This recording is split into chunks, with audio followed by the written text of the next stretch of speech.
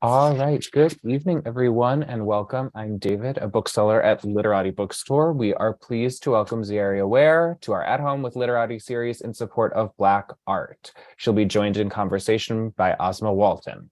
And now a quick webinar overview for everyone attending. The chat is closed, but you can keep the chat window open as I'll be dropping links to purchase Black art from Literati throughout the event.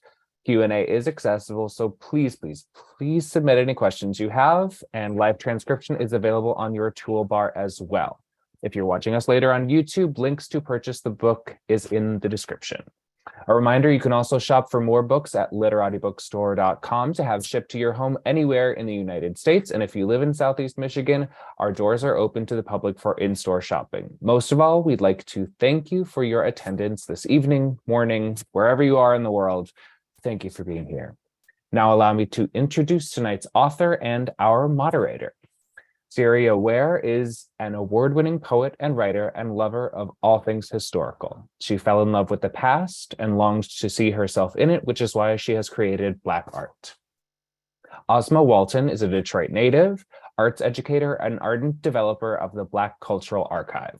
Walton earned a Bachelor of Fine Arts degree in art education from Michigan State University in 2017, upon earning a master's degree in art politics from New York University's Tisch School of the Arts in 2018. Walton joined the Toledo Museum of Art as an education and engagement intern. In the same year, she was appointed the museum's first Key Bank Fellowship in Diversity Leadership, a position where she identified opportunities for diversity and equity programming across museums and cultural institutions. In I'm 29, so sorry. I sent you that super long bio. would you like me to keep right going? there if you like. No, you can stop right there if you like. That's Great, like I realize that's my longer one. I'm going to plug one more thing. In February 2020, you established Black Art Library, a collection of publications that is about to become a public archive in a permanent space in Detroit. And with that, I leave you. Have a great event. All right. Okay.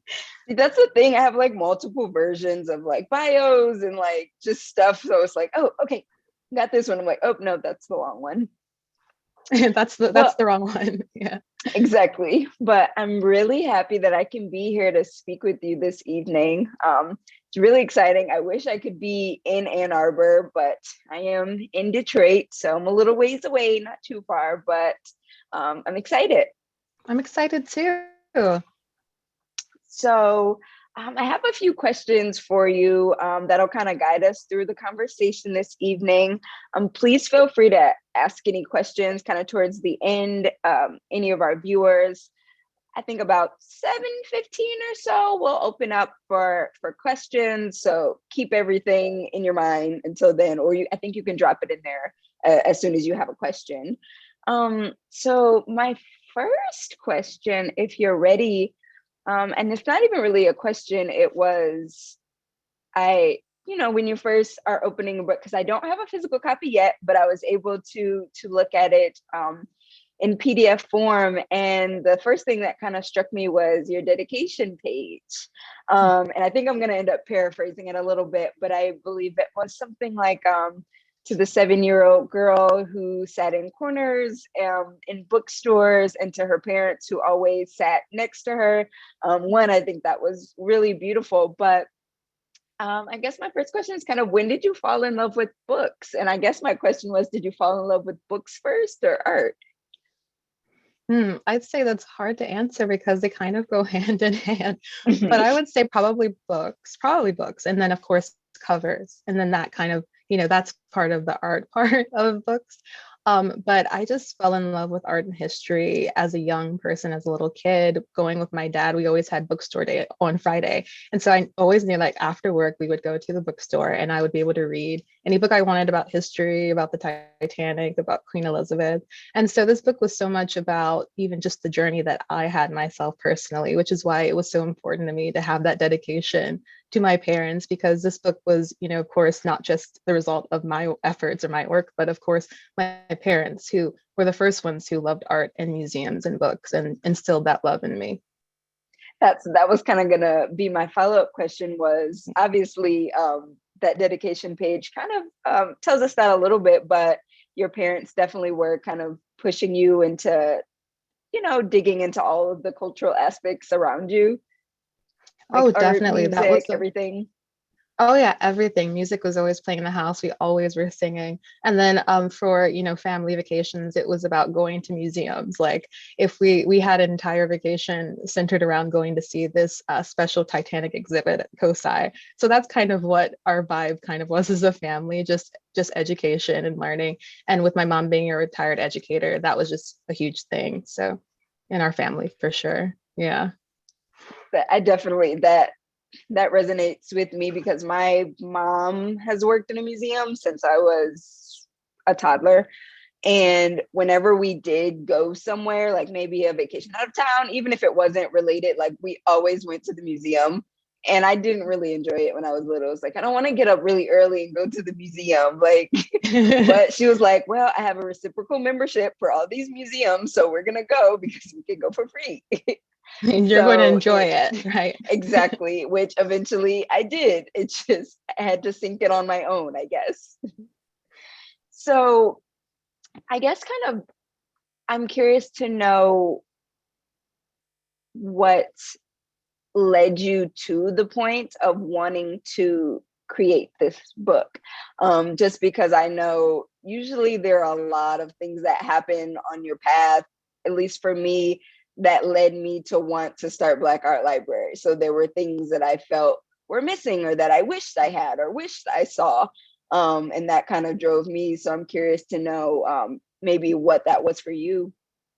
Well, it's sort of like the Toni Morrison quote. It's like the book that you don't see or the project that you don't see, you should make it yourself. So we kind of are the same in that way. You know, growing up watching historical fiction movies or reading historical fiction books, like I love them and it was just always so fun. But at the same time, it kind of irked me a little bit. Like I never saw any sort of diversity in those stories. And the only time that you really see representation of Black people, it's usually in a negative way or a negative light. I mean, of course, we do have some stories, of course, about not being a victim, fighting, for your rights. But at the same time, you want to have a few more stories than that. So I really wanted to create that, make that extra chapter, show everyone these wonderful histories and stories that really have been not just lost, but erased really or omitted, and really just bringing in that positive history to light. So, seeing the book that I would have loved to see if, when I was a little kid, and I think it would have changed my worldview for sure. And I think it would have changed a lot of people's worldview if they were able to see Black people in a positive light, who were dressed beautifully in these expensive robes and living their lives and having agency and humanity. I I I agree with you 100%. That usually is kind of what drives even like a lot of like Black creators of institutions or spaces. It is kind of from that same space and kind of uh I was talking to someone the other day about kind of I want to say this is, I don't know if this is when it wasn't when I was talking to, but we talked that same day, but talking about how um Black people are kind of a communal people. And we want to create things for our community. So not just necessarily for us or for the individual. And that was something I was like, I kind of was like, that is kind of true because I'm kind of creating my project for the larger community. And you're creating this book to share with, that little girl who was you, but also everyone else who could be touched by it. So Definitely. I love, yeah, so I love that 100%. One thing that I loved when I was going through, kind of flipping through, is the chapters and how things are separated. The titles are just really fun. And I love how you were playing with that as opposed to traditional art texts. They're very heavy, they're very art historical, they're very like it's very like heavy, but it's a very kind of light and fun approach to still sharing the same important information. So what were you hoping that people gain from being able to read your book or being able to look at a different type of art book? Well, I wanted it to be fun, like you said, because art history kind of gets a bad rap, or that it kind of feels like it has to be boring, it has to be sort of slow and not engaging. And so I wanted it to be the complete opposite and kind of flip it on its head. And so like having titles like Holier Than Taoist, or having titles like Amsterdam, Amsterdam, like keeping everyone engaged and having these very distinct moments in history, but also, like kind of making learning sort of fun. And so, just making everything positive as well. Because it was important to me that, even though we all kind of know collectively the histories or the negative histories due to the transatlantic slave trade, of course, the KKK, segregation, all of that, it was important to me not to have to talk about that too much, but actually focusing more so on all of the great histories that I have found, instead of having a book, because a lot of times books heavily rely on those instead of, talking about something else. And so just giving everyone like sort of a break. So showing that Black history can also be exciting. It doesn't always have to be something bad. And then, just making it so that people who might not consider themselves art lovers, like they don't have tons of art books, they don't go to museums as much, still making it so that people who, people could kind of change their mind. Maybe I do like art, or maybe I do like history. And then inspiring them, to continue on now that they've seen how fun it can be. So that was really my goal for sure. That definitely, that speaks to me a lot, because I often say I like to do things for, the non-art lovers, of people who aren't into it, just to give them a little taste of something, because, maybe they are interested. Maybe they just needed that one little spark, like, oh, like that's kind of cool. Or they see something in an image that kind of they can relate to. So that definitely, I definitely understand that. I was kind of thinking, because I know this process was, had to research everything heavily. I assume that doing a book is a long process. I always think it is. It seems like it's a scary thing, but I don't think it is, if it's something you really want to do.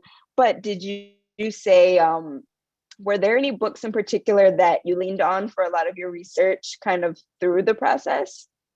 Oh, definitely. Actually, like in the back of the book, I'm going to grab it so I can say, I have a further reading section, because I wanted everyone to be able to actually, go into, find more of these histories themselves. And so I heavily relied, of course, on the GOAT, Henry Louis Gates, of course, Jr., but then also books like, let's say like Nicole Hannah Jones, of course, the 1619 Project, which has been a lot. There's been a lot of buzz lately because of the Hulu series. But then also Miranda Kaufman is this amazing historian in Britain who wrote a book, Black Tudors, which was just so amazing to me. She's making history, really studying the presence of African men and women in Britain during Tudor England, and showing how a lot of them lived normal lives. That there was a presence of like 200 African men and women in various, parts of the country doing different things. Some just who are farmers, some who were silk weavers. And then also one that was really amazing to me was by Elmer Colton, who is a professor in Amsterdam. And he created an exhibit called Black in Rembrandt's Time. And I just love that book as well, because it really heavily delved into like Black people in the Netherlands, who were either modeling or just living their lives. And so all of these books are just so amazing to me that are in the back of the book. And I implore everyone, who gets booked to look at all of these, because of course, all of these are going to be, they're a little more, involved. They're not going to be, some of them are not as fun. Some of them are. They were fun to me, I guess. I mean, some of them are a little scary, some of them are a little scary, but a lot of them are very fun. And I would say even I have to shout out Norris Frankwoods Jr. He's this amazing professor. And for part 2 about the artist, he wrote a book, Race and Racism in 19th Century Art. And he really just completely, he went into the lives of Edmonia and Robert Selden Duncanson, Edmonia Lewis, and Edward Mitchell Is it Bannister. the RACEI, like racing art history, that text? Race and 19th century, Race and Racism in 19th Century Art. Oh, Race and Racism. Mm-hmm. Yeah. I'm just writing that down as like one that I don't have.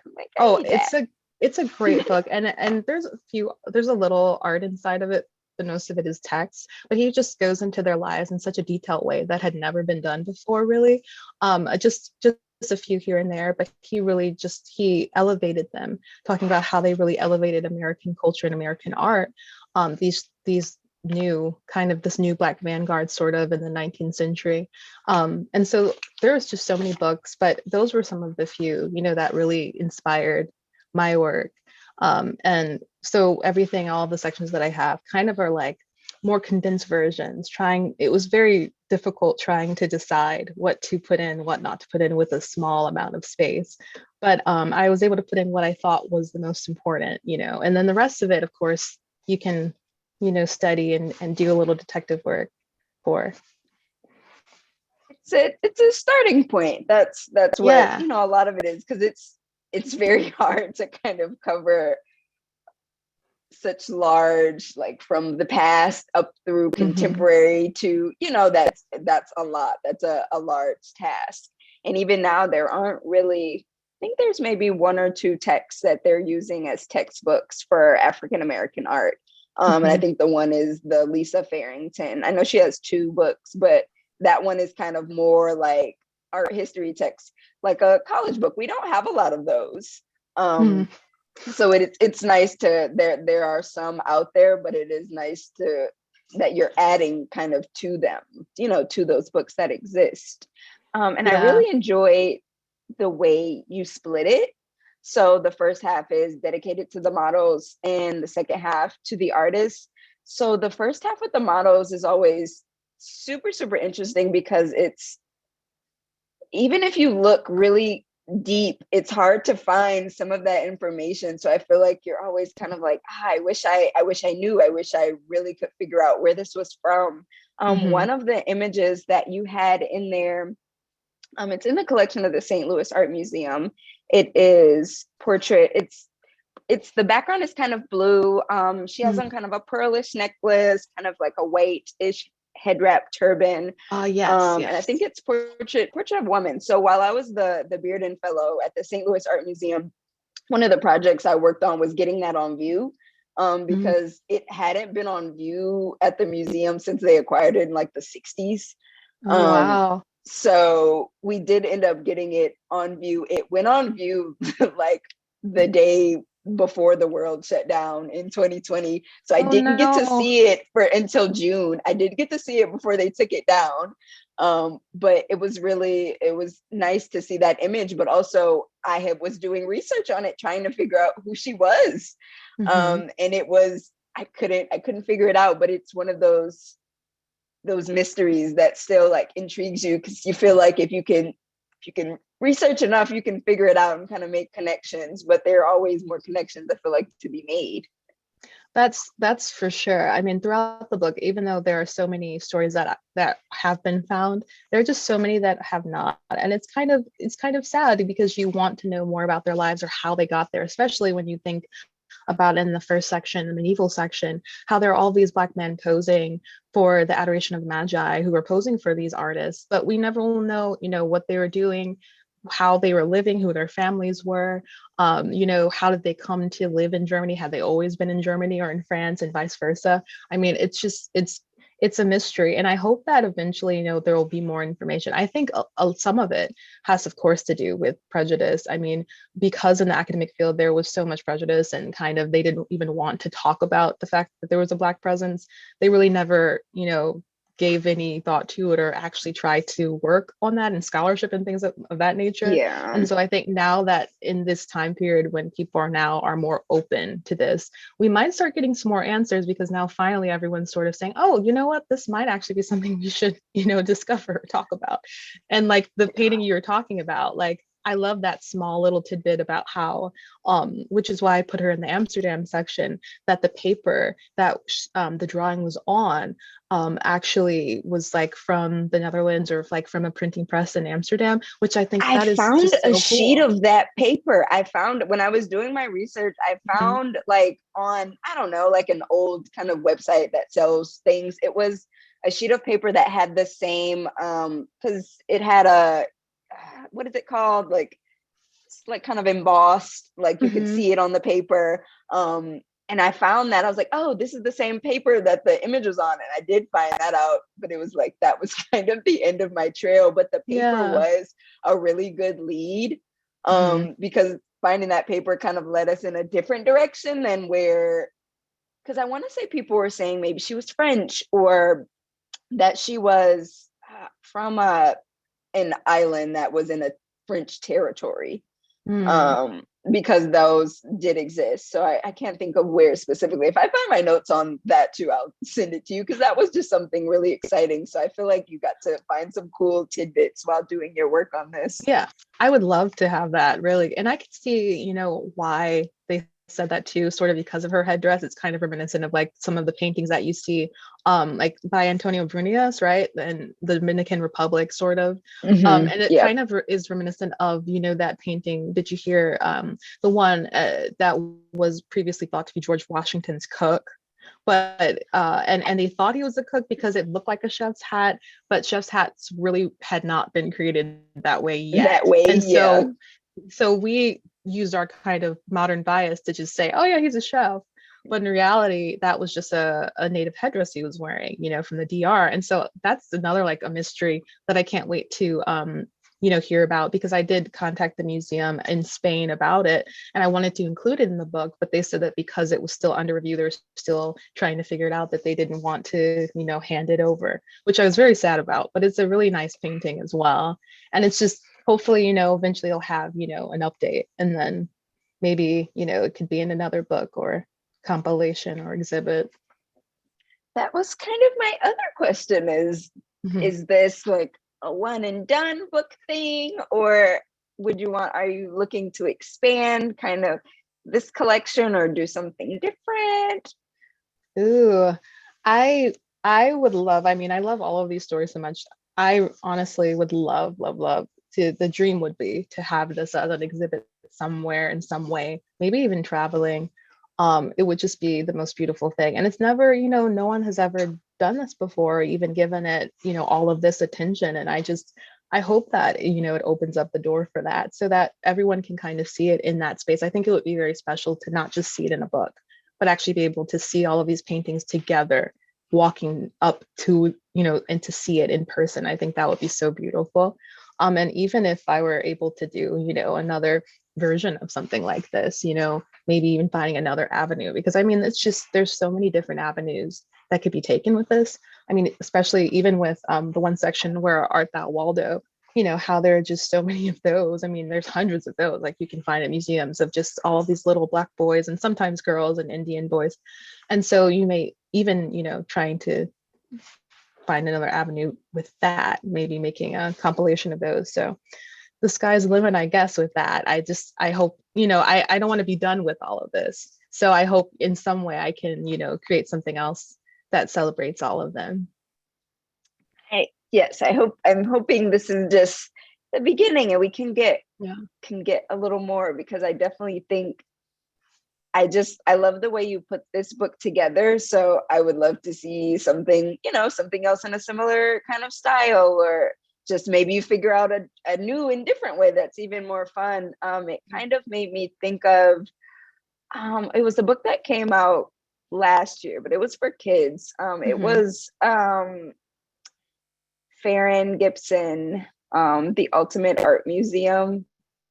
And it's a Fade I did On. not buy it, but I did see it's a Fade On publication. And she's very lovely and sent me a copy. It's so cute. It's a really cute book.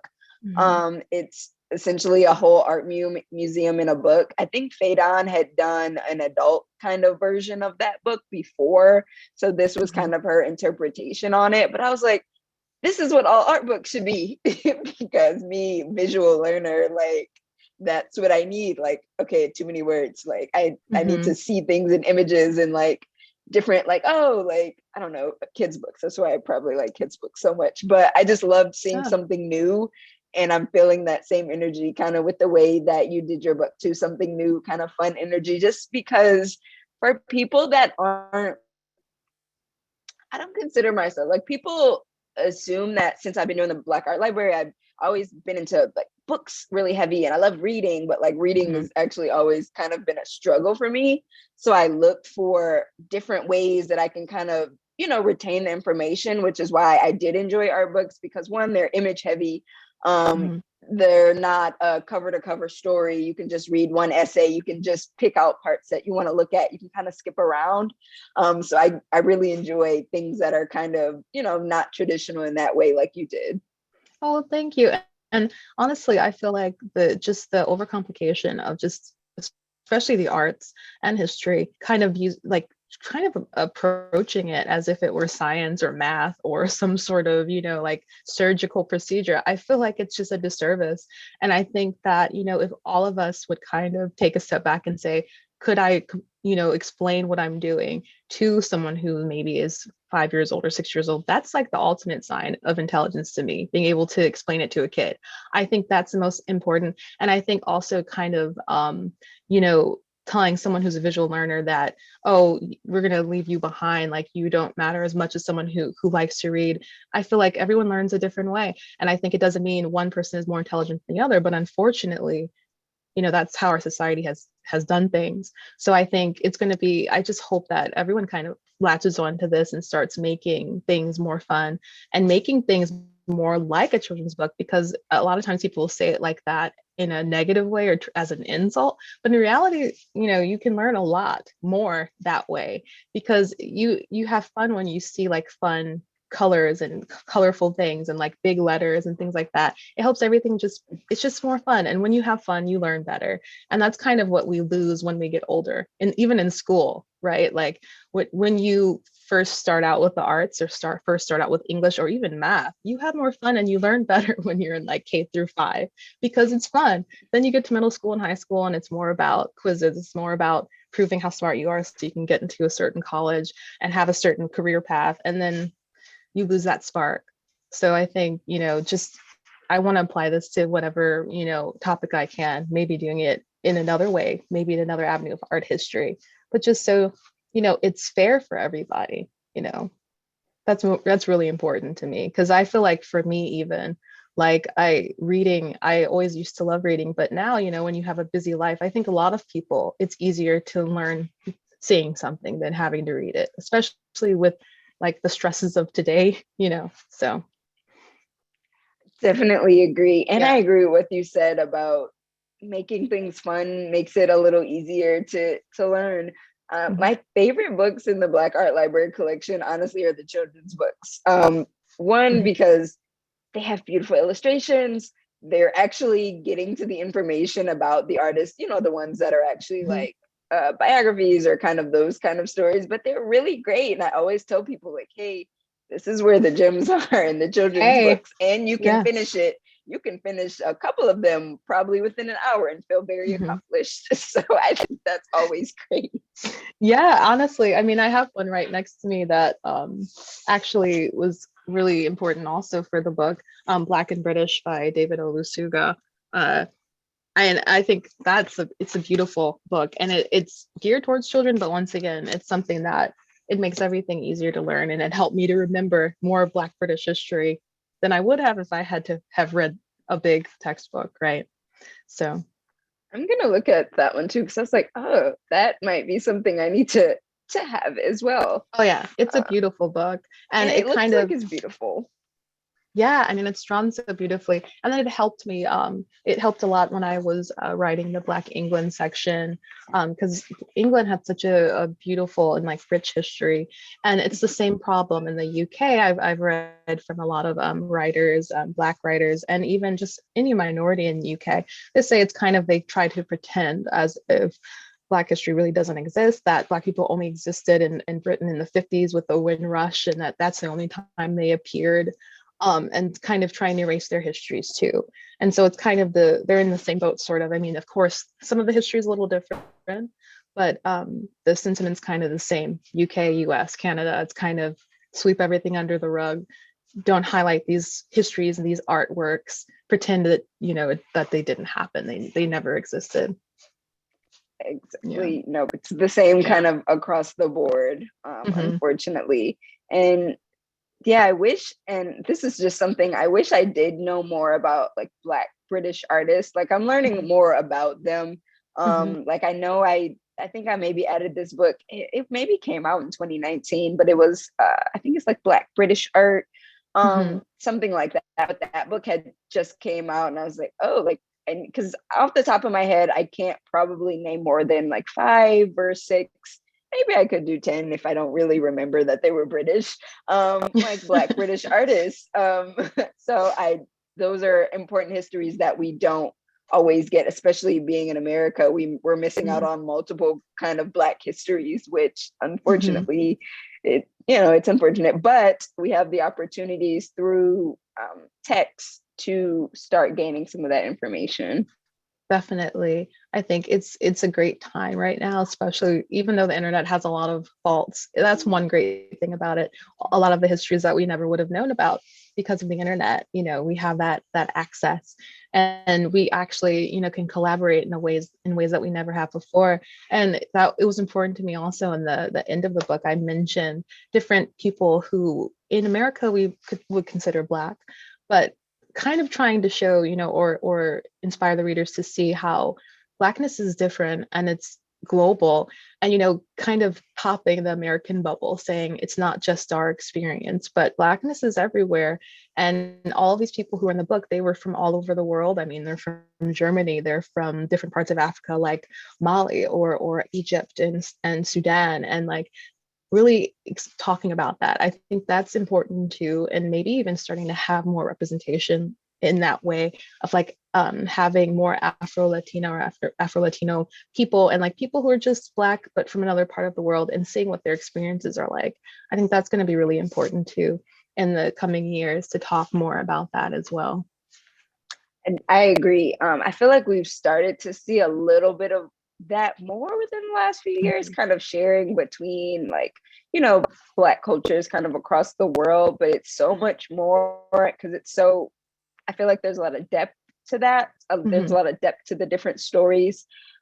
Because maybe even a few years ago, I ended up doing like a writing fellowship, and half of our cohort, they were Black from Germany. Mm-hmm. So it was really interested to kind of hear things about their experiences and just kind of talk through things. It was kind of an eye-opening experience that you don't always get a chance to kind of have those face-to-face conversations. Like through the internet, we are able to do some of that more, but it is nice to actually do it in person. So I was like, yeah, there's so much more like to share. I want to say there's one artist that she's Afro-Cuban. She's no longer living. Belkis Ayon. I found out about her work when I was in grad school in 2017.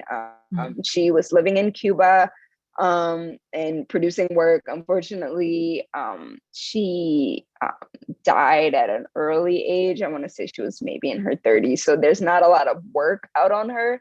So when I got to see that exhibition, I was like, wow, like, oh, like Black artists from other places, like those, Yeah, that's a thing. that's Like, so oh, cool. there are way more people that I should know, which also was an eye-opening moment because this was after undergrad when I realized I didn't learn a lot of the histories that I probably should have been learning in my art history courses.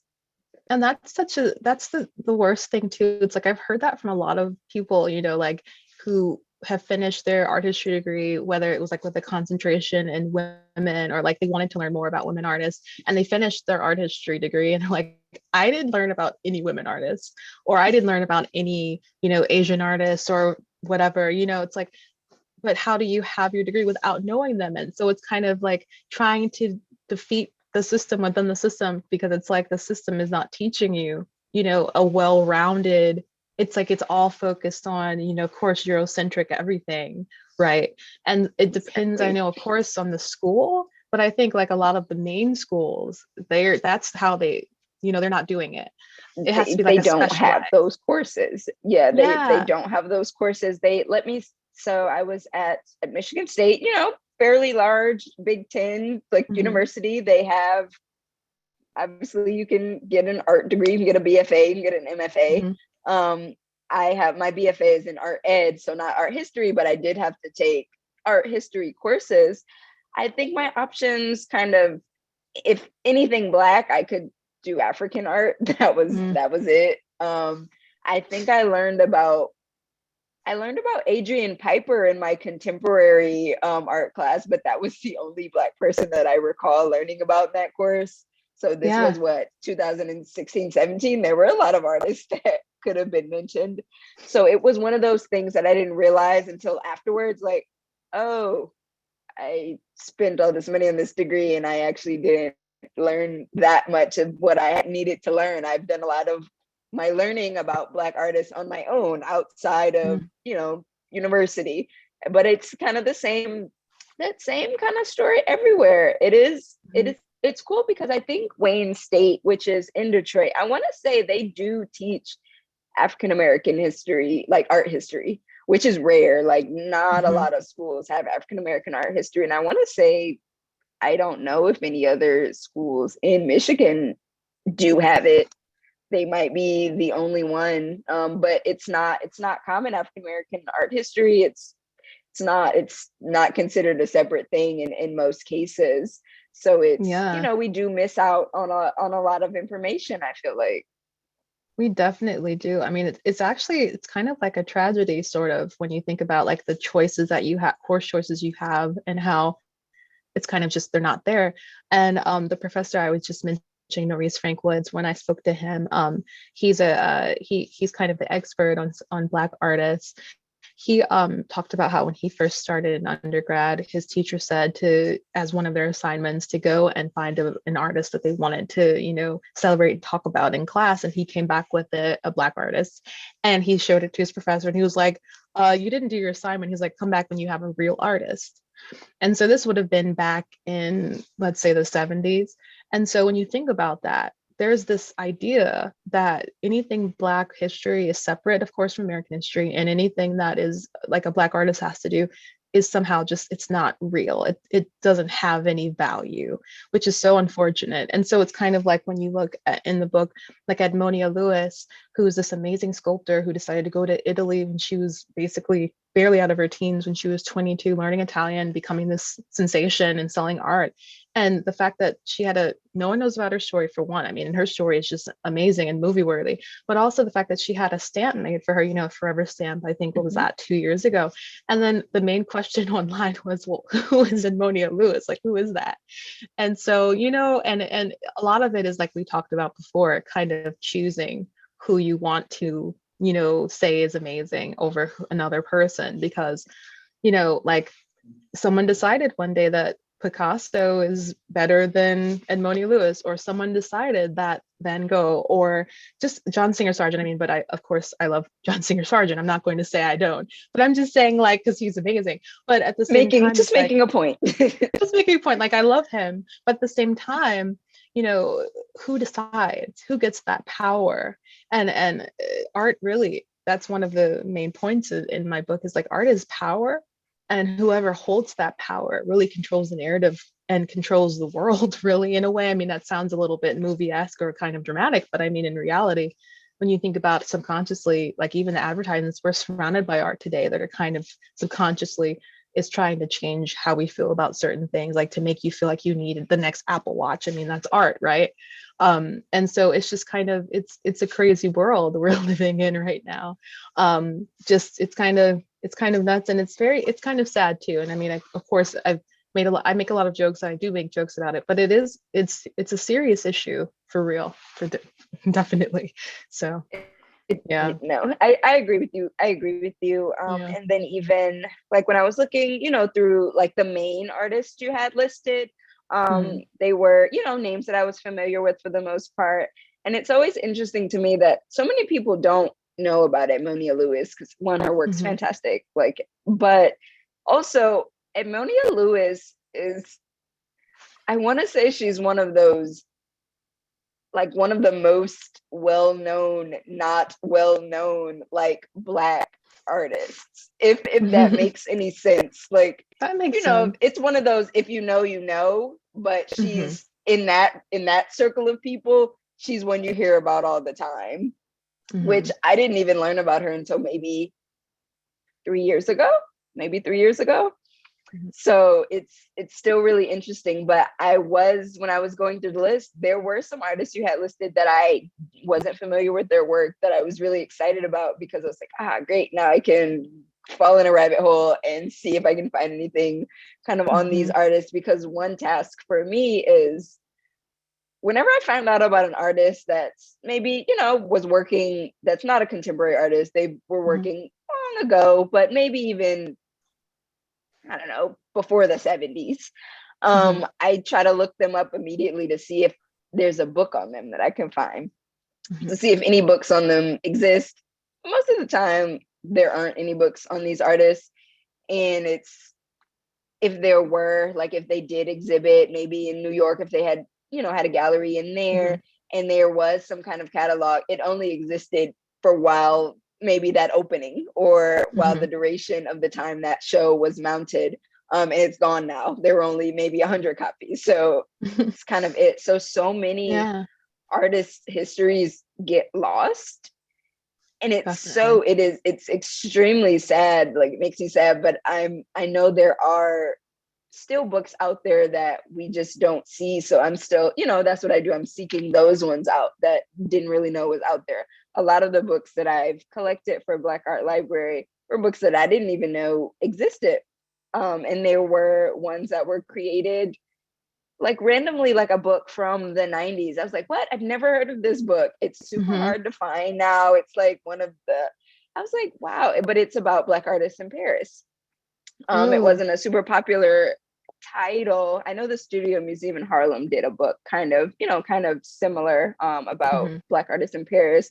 But I was like, wow, I've never heard about this book. And I want to say the price listed, it was really high for a book that's maybe 30, almost 40 years old. It's just a very interesting world. I mean, we're seeing art books and everything. Like, it's just so interesting. It is, and I'll definitely, I can't wait to be able to see the library and read and look through some of the books. But like it's kind of, I guess now that everyone's kind of waking up to how great everything is and like Black art history is, now they're hiking up the prices because they know there's like a high demand now all of a sudden that really wasn't there, even with Black artists' work, right? Like especially after what happened, unfortunately, in 2020 with George Floyd. And so it like one of the books I know Ramir Bearden did, I know you probably already have that one. And then the image of the Black and Western art, that huge series. That's kind of like I don't have any of those. Yeah, and those are like I said, I'm gonna have to start collecting those too. But I mean, it's because they're so rare, like you said with Black Art Library. That kind of was my goal with Black art, is because all of this stuff is so rare, and unless it's part of your your work, you're not going to actually have access to it, or you're not going to have the funds to access it, because of course unless it's something you really are into, or you just have money kind of to burn, you're not going to spend $300 on a rare book of art. So kind of trying to put all of it together in a way that people could actually purchase it and see for themselves. And then of course, hopefully maybe, some of those will become more available, or maybe there will be more editions of certain books once, if certain public, what is the word? Certain publishing houses kind of might be taken on and make more editions. Yeah, that's probably a dream, if they'll like make some new editions of some of these books, because then those people that are like on eBay selling books for like $500, they're not going to be able to sell it for that much money. Yeah, they can eat it. Like they still will, actually. They'll be like, oh, well, now it's the first edition, so I'll hike it up like $300 more. Yeah.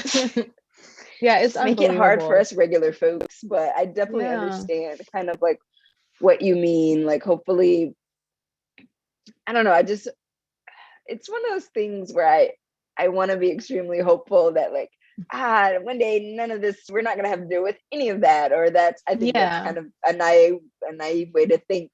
But there are steps being taken to improve kind of the way that we're able to kind of have access to art and access to histories and kind of access to just a lot of things that were off limits, because I think institutions are starting to realize they need to be more open Because like, for instance, a lot of, art museums, art institutions, they have libraries. They're not public. You can't go to them.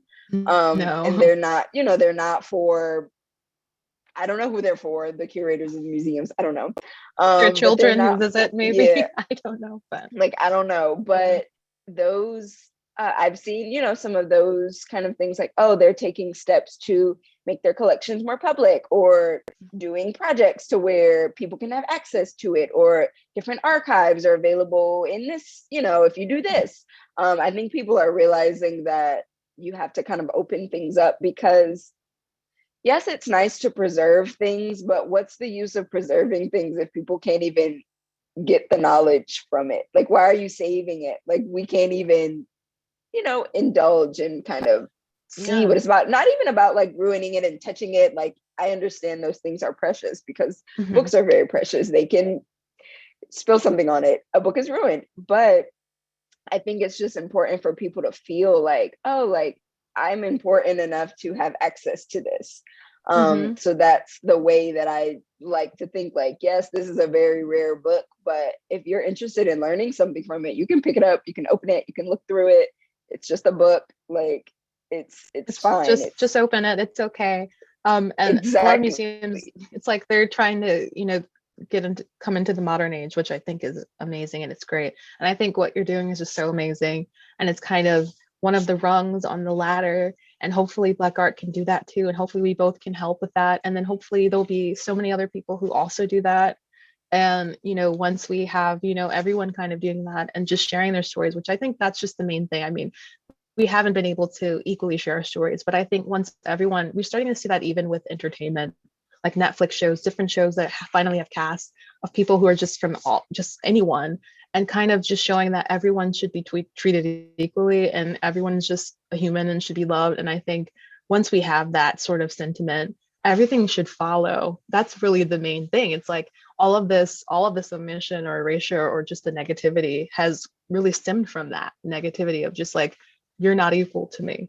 So I think now that museums are kind of run by not by everyone, but some of the people who are in museums, they kind of have that sentiment now. There are more people working who want equality compared to before, where everyone was kind of collective in that, saying, we don't want this person in here, this person, that person, so. Yes, yeah. We are hoping for a better future in the arts and in general. Horn, did you? Yeah. I'm just popping in. No. I'm just popping in. I don't have any questions at the moment. So if anyone viewing wants to send in a question, that would be great. That's what I was about to say. Yes. I know. If not, you have 5 to 7 minutes to continue talking. So I'll let you know if anyone's pop up. Okay. I did have kind of like one, like, this was kind of my last question that wasn't technically about the book, but it's still related to the conversation. Is there anything that you're excited about in regards to Black art in 2023? Like, are there any exhibitions you're excited to see? Are there any like books that might come out? Are there any, anything that you might think of? Which could be a hard question, because I don't know if I could have answered that spot on. Well, right there. I'm very fortunate that I just saw on the news on my Twitter feed that there is going to be an exhibition at the Met for Juan de Pareja, who was, he was the formerly enslaved painter, and I think who was biracial. And I'm just like, oh my gosh, this is amazing, because that's never been done before. And I'm not sure exactly what else is going to be included, because as far as my knowledge goes, I don't believe he had a large work, group of works. I believe he just had, of course, the one and then the portrait of himself. So I wanted to do more research about that, but I would love to see that, because he kind of had his own pocket in time. I couldn't include him in the book so much. Like, I had to make decisions, and I felt like I couldn't place him with all the 19th century artists, because it's kind of, it doesn't really, those times don't really go together. But I think his story, is amazing. The fact that he painted himself with such, I'd say, poise and elegance, and showing himself holding, the brush, and like being very elegant and extra. I think that was so cool. So I'm excited for that. And I'm very excited for the Chevalier movie that's coming out in April. That's about Joseph Bologna. I think that's going to be amazing. Who was like this amazing composer, violinist, who Mozart did not like. I think that is just so cool that they're making a movie about him. I can't wait to see that. And so I just can't wait to see, you know, as time goes on, how many more of these stories will start to be adapted. And of course, things are changed a lot of times, you know, a few things because it's a movie. But I think it's just so important, at least getting their identities out there, because now, you know, people who never would have heard about Joseph seeing the movie will say, oh my gosh, now I need to know about his real life. Like, I want to know about what else he did, and the fact that he was like an ice skater and a heartthrob, and he was just kind of everything. I think he was like Justin Bieber or one of Jonas Brothers, but Okay, so now musician. when we get off this call, I have to do my research too, because I'm like, I need to see who this guy is. He is so and cool. do you know when the exhibition opens? Oh, well, actually, for Joseph Chevalier, he was he's having the movie in April, but then I think Juan, When does the Met? Yep. So Juan, I believe I'm not sure. I thought it was in the summer, perhaps, but I'm not sure. I'm going I don't in know May, when it and will I be. was like, maybe it will be open, but maybe not. Maybe it will be. I'm not sure. I didn't get a chance to look at the timing, but I believe it's going to be this year, maybe earlier this year. So hopefully it's when you go. I don't know if I'll be able to make it, but hopefully I might be able to make it Hopefully too. one of us can go and At least see one it of and us can share it Yeah, with the other. I'll send pictures. We do have a question. We Oh, do have a okay. question, and it is, are you working on a next book? Oh, well, thank you for the question. Yes, I am, but I currently can't say much about it because it's very new. But it is very art history related. I will say that, and it's very much kind of along the same vein of Black art. So it'll be fun romp through history, but kind of new right now. Yeah. That's exciting. Oh, thank you. Yeah, it's been kind of, you know, because there's just so much to decide or what you want to kind of work on. Kind of trying to decide what you want to do next. Sort of. Yeah, It's and kind of to hard. narrow your focus. It's hard to narrow your focus, I feel like. That's the hard part. Yeah, because for me, even Black art was finally, after years of trying to narrow down the focus. I had just like one of the first times I was at the library starting this project about 4 years ago. I had like three. My dad was in there. He had a bag. I had a bag. Well, two bags, and then a group of elderly women. They said, "Hi, honey." They said, "What are you doing?" I said, "I'm collecting for one of my a book idea I have." And they said, well, you know, you're gonna have to narrow that down. That's just too many different topics. And I said, okay, well, thank you. Like I knew that, but I said thank you. But it was so funny thank that you. they offer that to me too. I thought that was so funny.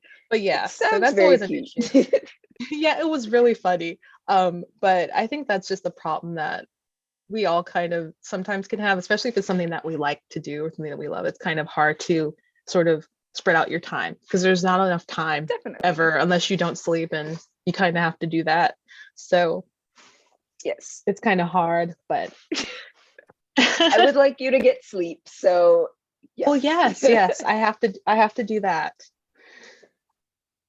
All right. Well, we are reaching the end of our time together. Thank you both so much for joining us on At Home at Literati. And thank you to our viewers as well. Make sure you buy the book. The link is in the chat on the event listing that brought you here. And of course, you can always buy it in our store.